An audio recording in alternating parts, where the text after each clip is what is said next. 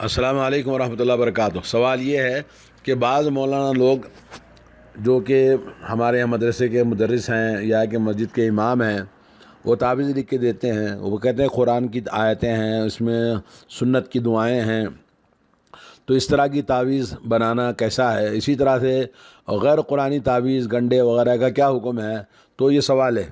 تو اس کا جواب یہ ہے کہ غیر قرآنی تعویذ اگر ہڈیوں کا، طلسموں کا، گونگوں کا یا بھیڑیے کے بالوں وغیرہ کی صورت میں ہوں تو بالکل منکر اور حرام ہے، کیونکہ ان کی حرمت نبی علیہ الصلوۃ والسلام سے ثابت ہے کہ ایسی چیزوں کا تعویذ بنا کر استعمال کرنا بالکل نبی علیہ الصلوۃ والسلام نے فرمایا کہ یہ بالکل غلط ہے۔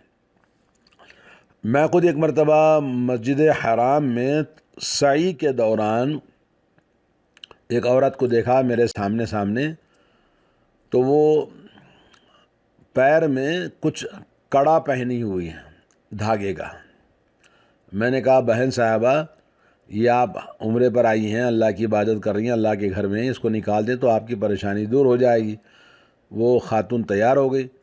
پھر جب میں اس کو نکالنے کے لیے خود، کیونکہ کوئی بھی نکالنے کے لیے تیار نہیں تھا، تو میں خود آگے بڑھ کے قینچی سے نکالنے کے لیے جب جھکا تو کیا دیکھتا ہوں، وہ بالکل جو دھاگا میں سمجھ رہا تھا وہ بالوں کا وہ بنا ہوا ہے۔ وہ کس چیز کے بال ہیں اللہ عالم، لیکن بالوں سے وہ رسی بنی ہوئی ہے اور اس کو پیر میں ڈالا ہوا ہے۔ تو اس طرح سے بہت سارے لوگ علاج کرتے ہیں، جھوٹے اور مکار اور جادو کرنے والے، اور یہ سب شیطانی صوفی اور یہ تمام چیزوں سے نبی علیہ الصلوۃ والسلام کا ارشاد سنیں، من تعلق تمیمۃ فلا اتم اللہ لہ ومن تعلق ودعۃ فلا ودع اللہ لہ۔ جو شخص تعویذ لٹکائے اللہ تعالیٰ اس کی خواہش کو پوری نہ فرمائے، اور جو سی پی وغیرہ، سی پی ہے نا، ہڈی وغیرہ کوئی بھی لٹکاتا ہے، اللہ تعالیٰ اسے آرام نہ پہنچائے۔ یعنی اللہ کے نبی کی یہ بد دعا ہے۔ اور ایک روایت میں الفاظ یہ ہیں، من تعلق تمیمۃ فقد اشرک، جس نے تعویذ لٹکایا تو اس نے شرک کیا۔ مسند احمد اور مسند ابی اعلیٰ، مستدرک حاکم میں یہ حدیث آئی ہے۔ اگر تعویذ کا تعلق قرآن مجید یا معروف اور پاکیزہ دعاؤں سے ہے تو اس میں علماء کا اختلاف ہے۔ بعض نے اسے جائز قرار دیا ہے۔ سلف کی ایک جماعت سے بھی اس طرح مروی ہے، اور اسے انہوں نے مریض پر دم کرنے کا طریقہ بھی بتایا کہ اس کو ہم مریض پر دم کر دیں۔ دوسرا قول یہ کہ یہ تعویذ گنڈا بنانا قرآنی دعاؤں کا ہو یا کوئی بھی ہو، جائز نہیں ہے۔ حضرت عبداللہ بن مسعود، حضرت حذیفہ رضی اللہ تعالیٰ عنہم کے علاوہ سلف اور خلف کی ایک جماعت کا یہی مذہب ہے۔ تعویذ لٹکانا جائز نہیں ہے، خواہ وہ قرآنی الفاظ پر ہی مشتمل ہوں، تاکہ آدمی شرک کے ذریعے، یعنی شرک کا دروازہ بند کر دے اور شرک کے راستے پر نہ چلے آئے، کیونکہ مادہ شرک کو جڑ سے ہی ختم کر دیا جائے، ورنہ اس سے شرک کا دروازہ کھل جاتا ہے۔ اور عام حکم کے مطابق عمل کیا جائے، کیونکہ وہ احادیث جن میں تعویذ کی ممانعت آئی ہے وہ عام ہیں، اور ان میں قرآنی اور غیر قرآنی کوئی استثنائی صورت کا ذکر موجود نہیں ہے۔ لہذا واجب یہ ہے کہ اسی عموم کے مطابق عمل کیا جائے، وہ یہ کہ کسی بھی قسم کی تعویذ کا استعمال جائز نہیں ہے، چاہے وہ قرآن کی ہو، چاہے وہ کسی اور کی ہو یا کسی اور دعاؤں کی ہو، کیونکہ قرآنی تعویذوں کا استعمال پھر غیر قرآنی تعویذوں تک پہنچا دیتا ہے اور معاملہ خلط ملط ہو جاتا ہے۔ لہذا واجب یہ ہے کہ تمام قسم کی تعویذوں کو استعمال کی ممانعت، اور واضح طور پر جو دلائل موجود ہیں کہ کوئی بھی تعویذ استعمال کرنا کسی بھی جگہ پہ، کچھ لوگ جسم میں چھپا کے رکھتے ہیں، کچھ لوگ تکیے کے نیچے رکھتے ہیں، وہ تمام چیزیں چاہے وہ کسی بھی دعا کی ہوں، تعویذ کی شکل میں استعمال کرنا جائز نہیں ہے۔ البتہ پڑھنا اور ان کا دم کرنا یہ جائز ہے، قرآن کی آیتیں ہیں یا ایک احادیث رسول صلی اللہ علیہ وسلم کی دعائیں ہیں، کوئی پڑھ کے دم کرتا ہے تو یہ دم کرنا جائز ہے۔ باقی لکھ کر تعویذ کی شکل میں دم کیے بغیر کہ بھئی اس کو تکیے کے نیچے رکھ لیں یا کہیں ڈال دیں، الماری میں رکھ لیں، گھر میں رکھ لیں، یہ سب چیزیں شرک کا راستہ ہے، اور کوئی فرق نہیں ہے تعویذ قرآن کی ہو یا غیر قرآن کی ہو، سب حرام ہے۔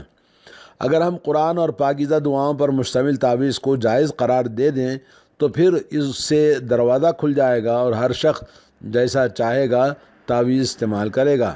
اگر منع کیا جائے تو وہ کہے گا کہ یہ تو قرآن یا پاکیزہ دعاؤں پر مشتمل ہے، کیوں آپ منع کرتے ہیں؟ لیکن اس سے دروازہ کھل جائے گا اور ممکن ہے کہ وہ اس بہانے سے دوسری چیزیں بھی اس کے اندر شامل ہو جاتی ہیں۔ جیسا کہ آپ دیکھے ہوں گے کہ تعویذوں کی ممانعت کی ایک تیسری وجہ یہ بھی ہے، وہ یہ کہ آدمی ان کے ساتھ بیت الخلا اور دیگر گندی جگہوں پر بھی چلا جاتا ہے، اور اگر بڑے لوگ ہیں تو میاں بیوی ہم بستری کرتے ہیں، تو ایسے وقت میں یہ تعویذیں اگر قرآن کی ہیں، سنت رسول اللہ کی ہیں، تو ان کی بے حرمتی اور ان کے ساتھ بے عزتی ہوتی ہے، جبکہ یہ جائز نہیں ہے۔ انسان اللہ تعالیٰ کے کلام پاک کا اور اس کے نام کو لے کر بیت الخلاء میں یا کسی گندی جگہ پہ چلا جائے، یہ حرام ہے۔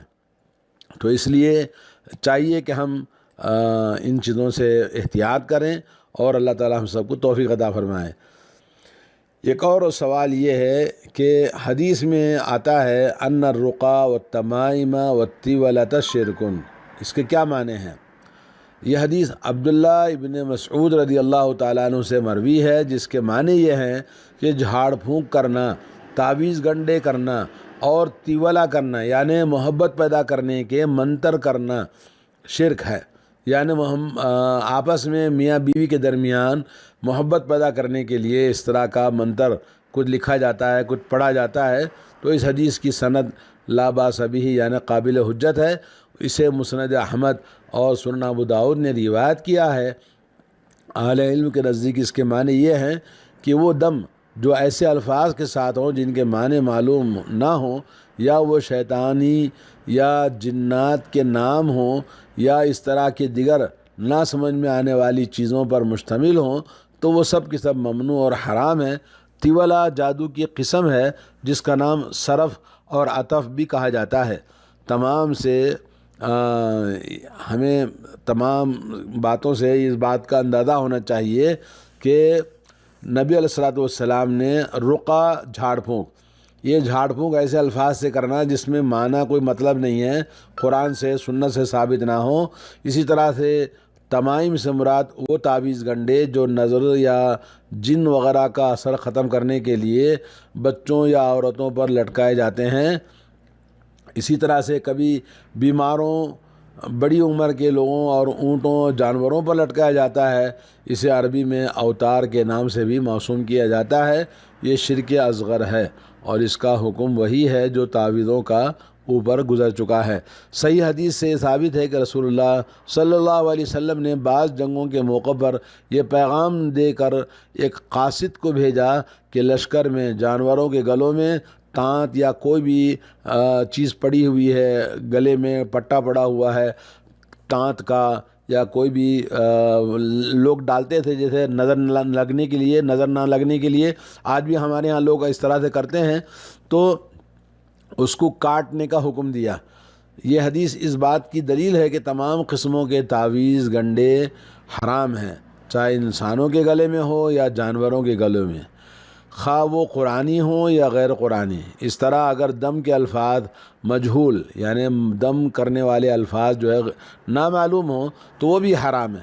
اگر وہ الفاظ معروف ہوں، ان میں کوئی شرک نہ پایا جائے اور نہ کوئی ایسی بات ہو جو شریعت کے خلاف ہو، تو اس میں کوئی حرج نہیں ہے، کیونکہ رسول اللہ صلی اللہ علیہ وسلم نے خود بھی دم کیا اور کرایا بھی ہے، اور فرمایا کہ دم میں کوئی حرج نہیں ہے، دم کرانے میں کوئی حرج نہیں ہے، بشرطے کہ وہ شرکیہ نہ ہو۔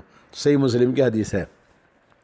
اب رہا پانی پر دم کرنے میں بھی کوئی حرج نہیں ہے، یعنی دم کر کے اگر پانی پر پھونک مار دیا جائے اور مریض اسے پی لے تو اس میں کوئی حرج نہیں۔ علماء کرام نے بتایا، یا اس پانی کو مریض پر چھینٹے مار دیے جائیں تو اس میں بھی کوئی حرج نہیں۔ چنانچہ سنن ابو داؤد کے باب کتاب الطب میں یہ حدیث موجود ہے کہ نبی کریم صلی اللہ علیہ وسلم نے پانی پر دم کر کے ثابت ابن قیس ابن شماس رضی اللہ تعالیٰ عنہ پر اس پانی کے چھینٹے مارے۔ سلف سے بھی ایسا کرنا ثابت ہے، لہذا اس میں کوئی حرج نہیں ہے۔ یہ منقول شیخ ابن باز کے کلام سے منقول ہے۔ صحیح مسلم میں عوف ابن مالک رضی اللہ تعالیٰ عنہ سے مروی ہے کہ ہم زمانے جاہلیت میں دم کیا کرتے تھے، اسلام قبول کرنے کے بعد ہم نے اس فعل کے بارے میں نبی کریم صلی اللہ علیہ وسلم سے پوچھا تو آپ نے فرمایا مجھ پر اپنے دم کو پیش کرو۔ ایسے دموں کو یعنی جھاڑ پھونک تنتر منتر کرنے میں کوئی حرج نہیں ہے جو شرک سے پاک ہوں۔ علامہ خطابی رحمۃ اللہ علیہ فرماتے ہیں کہ نبی کریم صلی اللہ علیہ وسلم نے دم کیا بھی ہے اور آپ کو بھی دم کیا گیا ہے، اور آپ صلی اللہ علیہ وسلم سے دم کی بابت امر اور اجازت بھی ثابت اور مشروع ہے۔ اگر یہ دم قرآن مجید کی آیات یا اللہ تعالیٰ کے اسماء و صفات پر مشتمل ہوں تو پھر جائز اور مباح اور معمور بھی ہے۔ اگر یہ عربی زبان کے علاوہ کسی اور زبان میں ہے تو پھر ممنوع ہے، یعنی قرآن کے الفاظ ہیں، حدیث کے الفاظ ہیں تو عربی کے الفاظ ہیں تو جائز ہے۔ اگر دوسرے اور الفاظ ہیں، چینی زبان میں ہے، جاپانی زبان میں ہے، یا کوئی ہندوؤں کے سنسکرت میں ہے تو ایسے الفاظ کیونکہ بعض اوقات کفر تک پہنچ جاتے ہیں، ورنہ کم از کم شرک تو ضرور ہوتا ہے، اس لیے غیر عربی کے زبان میں جو کہ اسلام کے خلاف ہے تو اس کو پڑھنا بالکل حرام ہے، جائز نہیں ہے۔ علامہ سیوطی رحمۃ اللہ علیہ فرماتے ہیں دم کے جواز پر علماء کا اجماع ہے، لیکن اس سلسلے میں 3 شرائط کا پایا جانا ضروری ہے۔ نمبر 1، وہ دم اللہ تعالیٰ کے کلام یا اللہ تعالیٰ کے اسماء و صفات پر مشتمل ہو۔ نمبر 2، عربی زبان میں ہو اور اس کے معنی بھی معلوم ہو۔ نمبر 3، دم کے بارے میں یہ عقیدہ ہو کہ دم بذات خود مؤثر نہیں ہے، بلکہ تاثیر اس میں اور شفا اللہ تعالیٰ کے حکم سے ہوتی ہے، اور اس میں اللہ تعالیٰ پر ایمان اور یقین آدمی کا کامل ہو، اور یہ تمام چیزیں دعائیں اور یہ پڑھ کے دم کرنا اس وقت فائدہ پہنچتا ہے جب انسان کا ایمان اور عقیدہ توحید صحیح ہو اور اللہ تعالیٰ پر یقین ہو۔ اللہ تعالیٰ سے دعا ہے کہ اللہ تعالیٰ ہمارے تمام بیماروں کو شفائے کاملہ اور شفائے عاجلہ عطا فرمائے۔ اللہ تعالیٰ سب کی پریشانیوں کو دور فرمائے۔ وصلی اللہ علی نبینا محمد وعلی آلہ واصحابہ اجمعین۔ السلام علیکم ورحمۃ اللہ وبرکاتہ۔